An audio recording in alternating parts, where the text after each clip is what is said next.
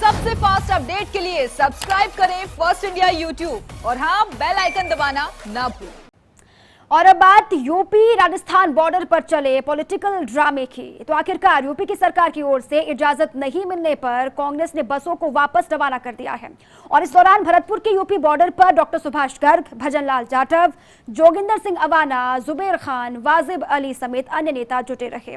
सभी यूपी की योगी आदित्यनाथ सरकार पर जमकर निशाना साधते हुए भी दिखाई दिए।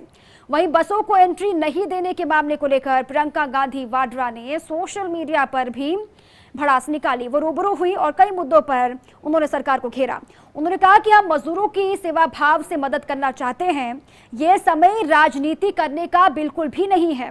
उन्होंने कहा कि सही समय पर बसें चल गई होती तो हजारों मजदूर आज अपने घर पहुंच गए होते। साथ ही उन्होंने योगी सरकार से अपील की है कि बीजेपी के झंडे लगाकर बसें चलानी है तो आप बसों को आगे चला सकते हैं, रवाना कर सकते हैं, बुला सकते हैं। कांग्रेस अलकमान के इशारे के बाद कांग्रेस नेताओं ने बसों को वापस रवानगी दी।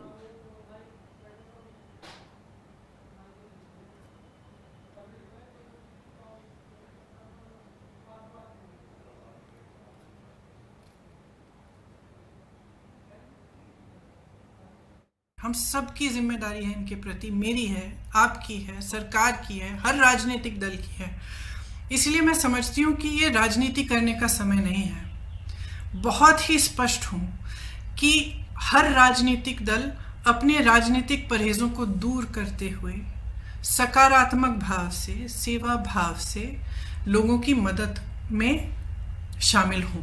900 बसें, 500 बसें राजस्थान के बॉर्डर पर और राजस्थान यूपी के बॉर्डर पर और 300 से अधिक बसें, जिसकी पूरी टोटल संख्या 900 के करीब थी, हमने गाजियाबाद बॉर्डर पे, दिल्ली बॉर्डर पे हमने उपलब्ध कराई।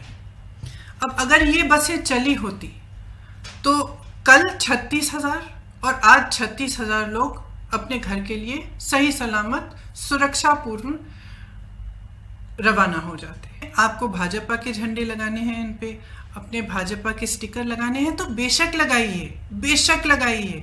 आपको अगर कहना है कि आपने उपलब्ध कराई हैं तब भी कराइए, लेकिन इन बसों को चलने दें। जिस तरह से हम लोगों की मदद कर रहे हैं, जिस तरह से हमारे लोग हर ज़िले में, हर शहर में, हमारे कार्यकर्ता प्रवासी भाई बहनों के और लॉकडाउन और महामारी से जो पीड़ित लोग हैं उनकी मदद कर रहे हैं, उस तरह से हम करते रहेंगे। हमें कोई परवाह नहीं है कि आपकी बसें हैं या हमारी बसें, हम सिर्फ एक सेवा भाव से मदद करना चाह रहे थे। मैं ये निश्चित रूप से कह सकता हूँ, सीधा आरोप लगा रहा हूँ, ये बड़ी सरकार, बेशरम सरकार है उत्तर प्रदेश की, जो किसी भी हालत में परमिशन नहीं देगी। चाहे हमारी प्रियंका जी ने कितनी भी मार्मिक अपील उनके मुख्यमंत्री से की है और करीब करीब 1 घंटे से ऊपर ज़्यादा हो चुका, 4 बजे का समय दिया, इसके बावजूद भी कोई कार्रवाई नहीं करना।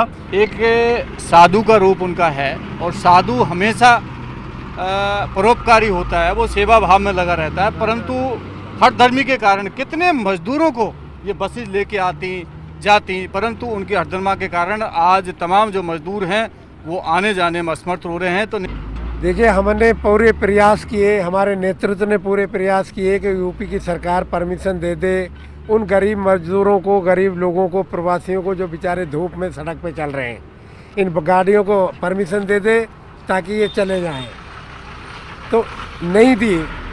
देखिए, बड़ी उम्मीद के साथ हमारी नेता प्रियंका गांधी जी ने निर्णय लिया था बसों को भेजने का, लेकिन बड़ा दुर्भाग्य है हमारा कि आज ये बसें लौट के जा रही हैं। और मैं ज़्यादा कुछ नहीं कहना चाहूँगा, केवल इतना कहना चाहूँगा, जो प्रवासी लौट रहे हैं हज़ारों किलोमीटर दूर से पैदल चल के, जो आस और उम्मीद लगाए नोएडा में बैठे थे हज़ारों की संख्या में, जहाँ ये बसें जानी थी, मैं समझता हूँ कि उनकी जो बद्दुआ है, ज़रूर भारतीय जनता पार्टी के लोगों ने जो सियासत की है, जिस तरह की गंदी राजनीति, ओछी राजनीति इस कोरोना जैसी महामारी में की है, तो उनकी बदुआं जरूर उनको लगेंगी।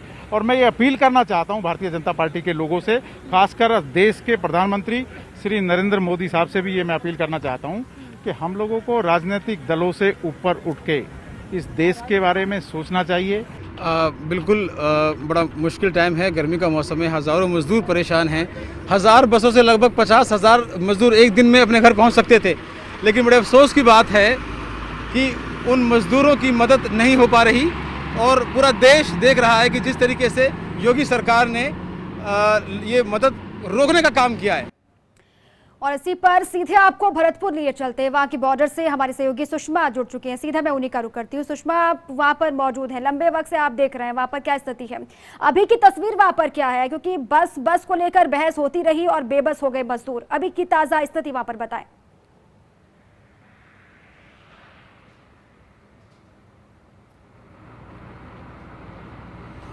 बिल्कुल, बस बेबस, सियासत और संवेदना। दीपा, ये सिचुएशन यहाँ पर 2 दिन से देखने को मिल रही थी कि कैसे यहाँ सियासत बॉर्डर पर अटकी पड़ी थी, ना इस पार ना उस पार, और उम्मीदें वहीं पर धराशायी हो गई। जैसा आपने देखा कि कल भी यहाँ पर काफी गहमा गहमी रही और आज भी अभी 4 बजे के करीब जब वहाँ पर जो एक वक्त दिया जाता है तो प्रियंका गांधी की प्रेस कॉन्फ्रेंस होती, जिसको आप सुनवा भी रही थी, हमारे दर्शकों को बता भी रही थी कि प्रियंका ने कैसे यहाँ पर अपील की। और यहाँ पर एक बड़ा ये एक अपील का पॉइंट रहा कि आप इस पे बीजेपी का झंडा लगा सकते हैं, आप अपना चिन्ह लगा सकते हैं, लेकिन ये जो मदद है वो मजदूरों तक पहुँचनी चाहिए, जरूरतमंदों तक पहुँचनी चाहिए। इस अपील के करीब 1 घंटे तक इंतजार किया जाता है कि कोई निर्देश वहां से मिले, उसके बाद बस को वहां से मूव करना शुरू किया जाता है। लेकिन जो एक सबसे अहम बात रही दीपा, एक कंफ्यूजन की सिचुएशन भी रही। एक बार को लगा कि शायद बस वापस हो रही, फिर उनको रोका क्या, लगा कि शायद अभी फिर से इंतजार किया जाएगा, उसके बाद फिर इन बसों की रवानगी हुई। लेकिन जो सबसे खास बात रही कि यहाँ पर संवेदनाएं एक बार फिर से शर्मसार हुई हैं, क्योंकि आखिर वजह क्या थी ये किसी को समझ में नहीं आया। जब यहाँ पर मदद कांग्रेस की तरफ से दी जा रही है तो मदद लेने में दिक्कत कहाँ है, क्यों यहाँ पर तमाम नाटक हुआ? पहले ये कहा जाता है कि आप पहले उनके पेपर्स दीजिए, उनकी गाड़ी नंबर बताइए, गाड़ी नंबर बताई जाती है, फिर तमाम तरह की और आरोप लगाए जाते हैं। उन सब के बीच फिर से रीचेकिंग की बात भी कही जाती है।